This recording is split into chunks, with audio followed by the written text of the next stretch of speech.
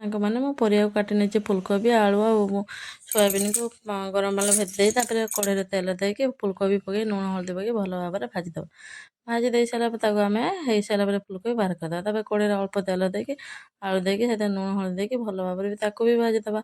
ଭାଜି ଦେଇ ସାରିଲା ପରେ କଢ଼େଇରେ ଅଳ୍ପ ତେଲ ଥିଲା ସେଥିରେ ସୋୟାବିନ ପକେଇ ସେଥିରେ ଲୁଣ ହଳଦୀ ପକେଇ ତାକୁ ଭଲ ଭାବରେ ଭାଜିଦେବା। ଭାଜି ଦେଇ ସାରିଲା ପରେ କଢ଼େଇରେ ଅଳ୍ପ କିଛି ତେଲ ଦେଇକି କଟା ପିଆଜ ଆଉ ଅଦା ରସୁଣ ପେଷ୍ଟ ପକେଇ ଭଲ ଭାବରେ ଆମେ କଷିଦେବା। କଷି ଦେଇ ସାରିଲା ପରେ ସେଥିରେ ଲୁଣ ହଳଦୀ ପକେଇ ତାକୁ ଟିକେ ଭଲ ଭାବରେ ଆଉ ଟିକେ କଷିଦେବା। ଟମାଟୋ ପେଷ୍ଟକୁ ଆମେ ପକେଇ ଦେଇକି ସେଥିରେ କାଶ୍ମୀର ଲଙ୍କାଗୁଣ୍ଡ କରି ପାଉଡ଼ର ପକେଇ ଦେଇକି ଭଲ ଭାବରେ ଆମେ ତାକୁ ମସଲାଟାକୁ କଷିଦେବା ଯେମିତି ମସଲାଟା ହେଇସାରିଲା।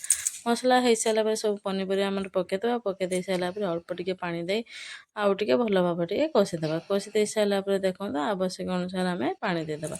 ପାଣି ଦେଇ ସାରିଲା ପରେ ଆମର ମିଲ୍ ମେକର୍ଟା ଭଲ ଭାବରେ ଫୁଟି ସାରିଲା ପରେ ତରକାରୀଟା ସେଥିରେ ଗରମ ମସଲା ଧନିଆ ପତ୍ର ପକେଇ ଭଲ ଭାବରେ ଆମର ଭାଙ୍ଗିଦେବା। ଆପଣ ଚାଇନାକୁ ରୁଟି ଆଉ ଭାତ ସହିତ ମଧ୍ୟ ଖାଇପାରିବେ ବହୁତ ଟେଷ୍ଟି।